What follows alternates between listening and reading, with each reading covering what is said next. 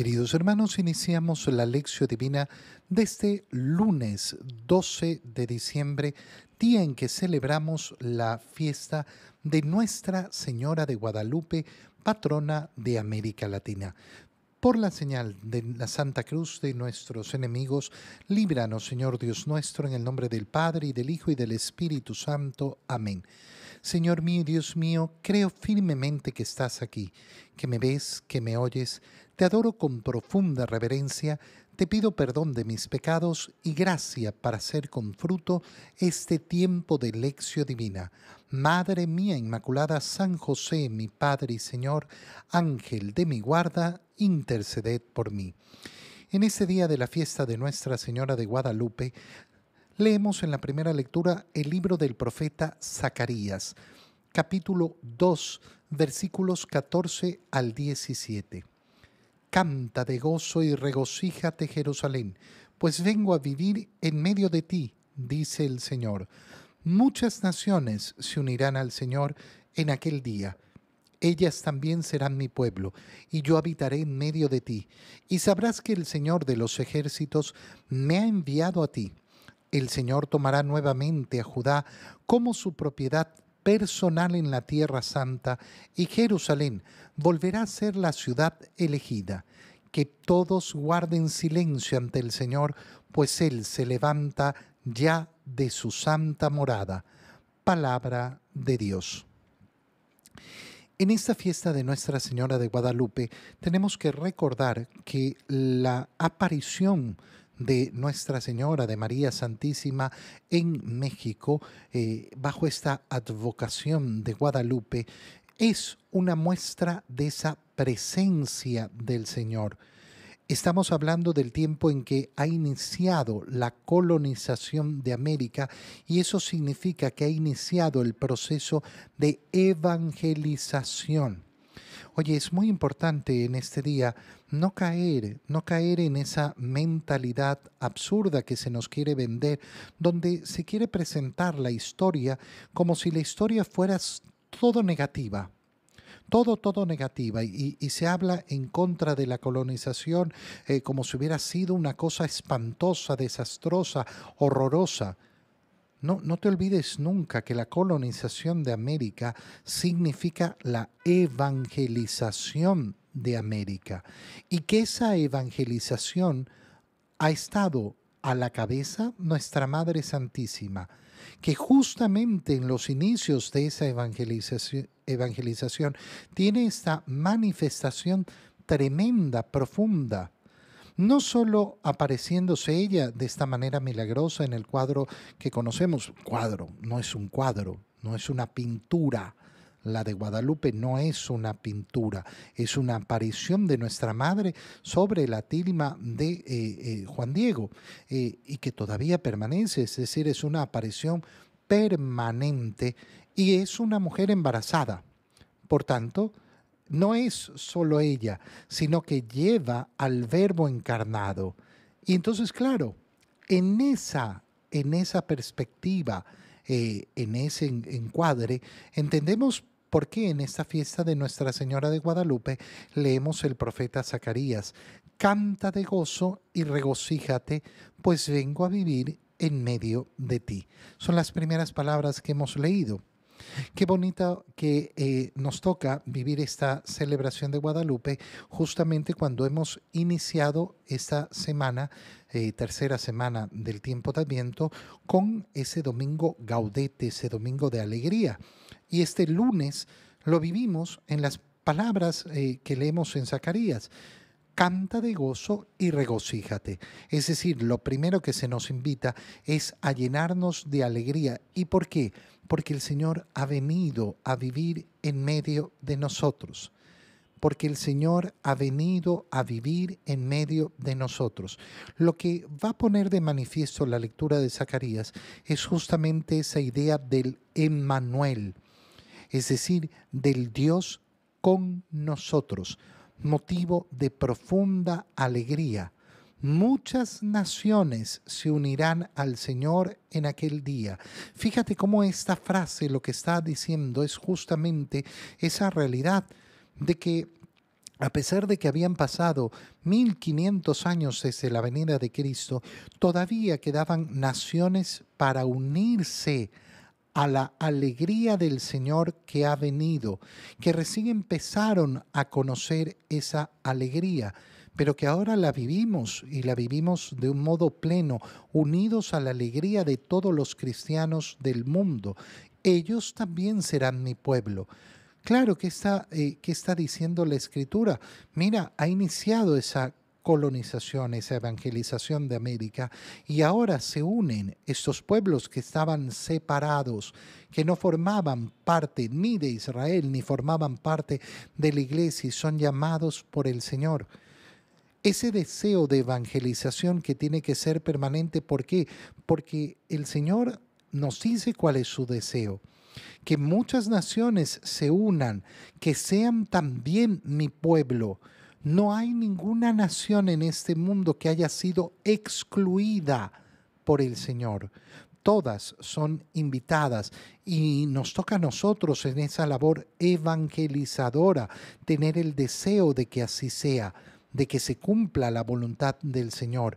Y yo habitaré en medio de ti y sabrás que el Señor de los ejércitos me ha enviado a ti. Qué importante esa idea del Emmanuel, de ese Dios con nosotros, de esa realidad que nos tiene que llenar de profunda alegría. Hermanos, cuando nosotros analizamos ciertas religiones y oímos a personas que dicen, ay, bueno, todas las religiones son iguales, lo importante es creer en un poder supremo. No, no, yo no creo en un poder supremo. Esa no es mi fe.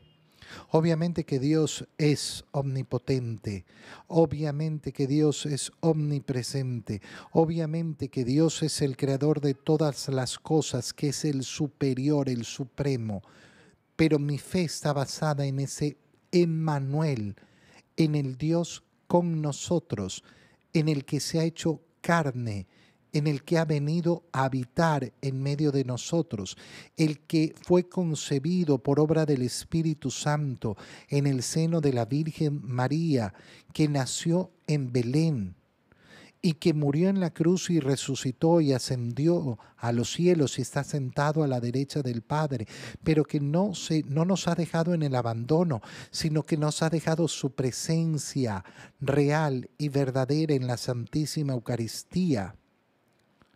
No, no toda fe es lo mismo. No decir yo creo en Dios significa lo mismo.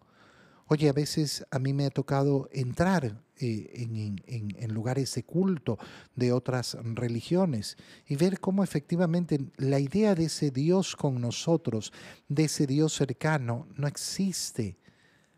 No existe, ¿por qué? Para ellos Dios es el lejano, el inalcanzable. Y claro, qué distinto es Dios, el que yo no puedo alcanzar, el supremo. Y ese Dios que se ha hecho hombre como yo, ese Dios que se me da como alimento en la Eucaristía, ese Dios que está con su oído atento cada vez que me dirijo a Él. El Señor por eso tomará nuevamente a Judá como propiedad personal en la tierra santa. Jerusalén volverá a ser ciudad elegida. ¿Cómo hacemos para contemplar esto? Y fíjate en estas palabras del profeta Zacarías porque son preciosas. Que todos guarden silencio ante el Señor. Que todos guarden silencio ante el Señor. En este día en que celebramos a Guadalupe, qué bonito buscar un buen tiempo de silencio para contemplar lo maravilloso que es el Señor, lo grande que es el Señor, lo cercano que es el Señor. Pero también asegurarnos de que esto nos sirve en este tiempo de Adviento para preparar ese silencio de Navidad. En tu Navidad, ¿hay silencio? ¿Hay ese silencio que permite el asombro? ¿O está todo lleno de bulla? Todo repleto de bulla. Y no hay ese tiempo de silencio para contemplar con asombro el amor y la gloria de Dios. En el Evangelio, leemos el Evangelio de San Lucas, capítulo 1, versículos 39 al 48.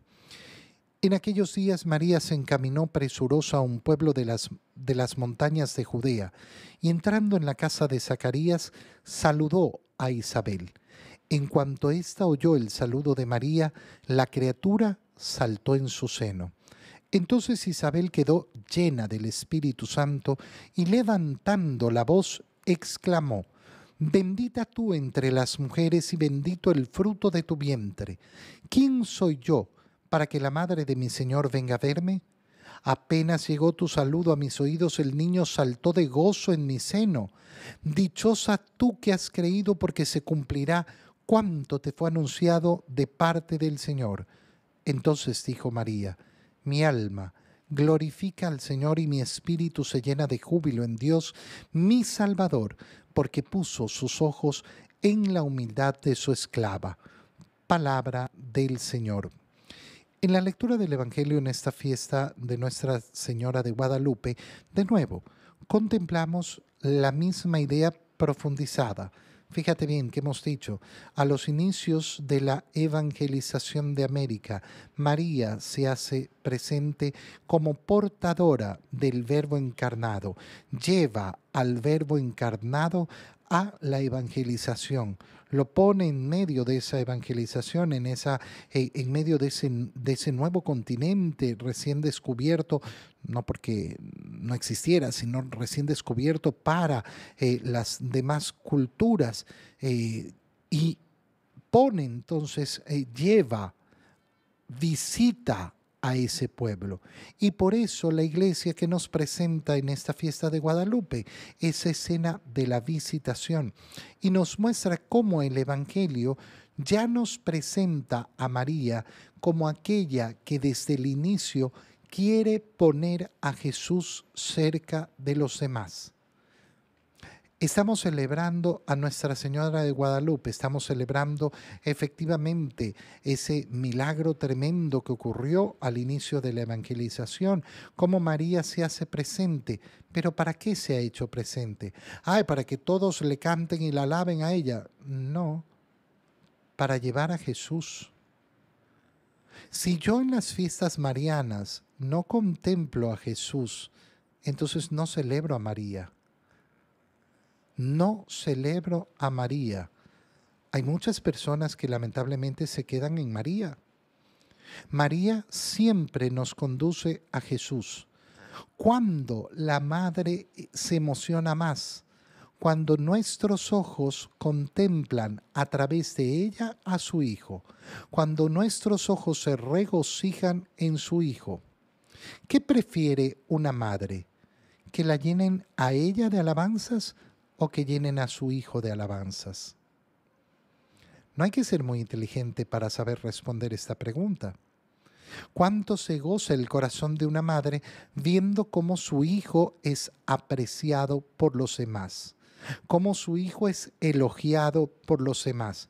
Yo quiero rendir culto a María, yo quiero rendirle un acto de cariño a María. Bueno, entonces voy a contemplar a su hijo, voy a poner mi corazón en su Hijo, y eso alegra a mi Madre Santísima. Si en cambio yo no llego a Jesús y me quedo en María, no entendí nada.